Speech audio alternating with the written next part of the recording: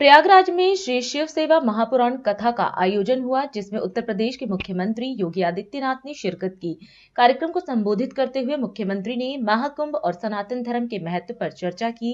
उन्होंने मां गंगा, भगवान प्रयागराज और श्री वेणी माधव जी से प्रार्थना की कि सभी श्रद्धालुओं की मनोकामना पूर्ण हो और इस पावन कथा का फल सभी को प्राप्त हो। महाकुंभ प्रयागराज में सतवा बाबा आश्रम में शिव महापुराण की इस पावन कथा के व्यासपीठ पर विराजमान विश्व प्रसिद्ध कथा व्यास पूज्य स्वामी पंडित प्रदीप मिश्र जी, पूज्य सतवा बाबा की परंपरा में जगत गुरु के रूप में जिनका अभिषेक इसी महाकुंभ के आयोजन में हुआ है, ऐसे इस पूरे कार्यक्रम के आयोजक जगत गुरु श्री सतवा बाबा, श्री संतोषाचार्य जी महाराज, पूज्य संत जन और लाखों की संख्या में उपस्थित प्रदेश और देश से जुड़े हुए हमारे सभी उपस्थित बहनों और भाइयों, मैं सबसे पहले महाकुंभ के इस पूरे आयोजन में इस पावन कथा के माध्यम से सनातन धर्म के इस विराट स्वरूप को प्रदान करने के लिए व्यासपीठ पर सुशोभित पूज्य स्वामी पंडित प्रदीप मिश्र जी का मैं महाकुंभ आयोजन समिति की ओर से हृदय से स्वागत करता हूं, अभिनंदन करता हूं। यही है विराट सनातन धर्म की एकता का संदेश, जो इस कथा के माध्यम से हम सबको देखने को मिल रहा है। मैं आप सबका भी स्वागत करता हूं। हमारा सनातन धर्म अनुशासन पर बल देता है।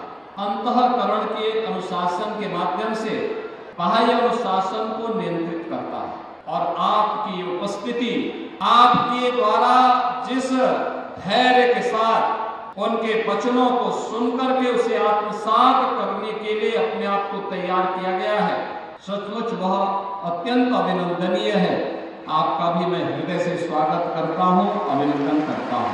आपने महाकुंभ में देखा होगा 13 जनवरी से लेकर के आज 16 फरवरी है। इन 33 दिनों में बहनों और भाइयों, लगभग 52 करोड़ लोग आज सायंकाल तक मां गंगा, यमुना और सरस्वती की पावन त्रिवेणी में आस्था की डुबकी लगा चुके हैं। आप मुझे बताओ, दुनिया के अंदर क्या इतनी बड़ी संख्या कहीं एकत्र हो सकती है क्या? और जिस अनुशासन के साथ आप यहाँ बैठे हुए हैं, क्या इस रूप में किसी आयोजन में भागीदार बन सकती है क्या? नहीं। जो लोग सनातन धर्म को पोषते हैं, वो इस विराट स्वरूप का दर्शन तो देखें।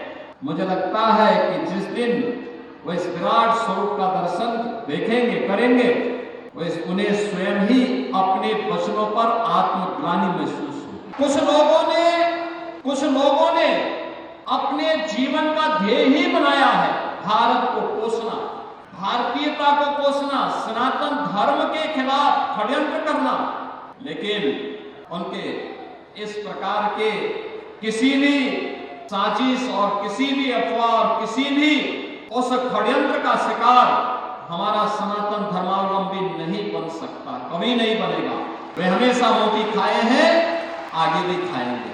लेकिन बहनों और भाइयों, महाकुंभ प्रयागराज ने एकता का जो संदेश दिया है, ये पूरे देश के लिए, पूरी दुनिया के लिए संदेश है, हम सबके लिए भी।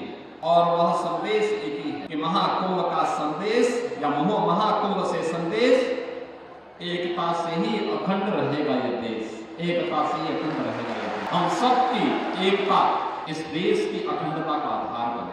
और भारत अखंड है, सुरक्षित है, तो हम भी उसमें सुरक्षित हो जाते हैं। हमारे धर्मस्थल सुरक्षित रह जाते हैं, हमारे पर्व और त्योहारों की परंपरा सुरक्षित रह जाती है, हमारे मठ और मंदिर, हमारा धर्म सुरक्षित हो जाता है, हमारी बेटियां, हमारी बहनें सुरक्षित हो जाती हैं। और उसी सुरक्षा के साथ जोड़ने के लिए हमें एकता के संदेश के साथ जोड़ना होगा।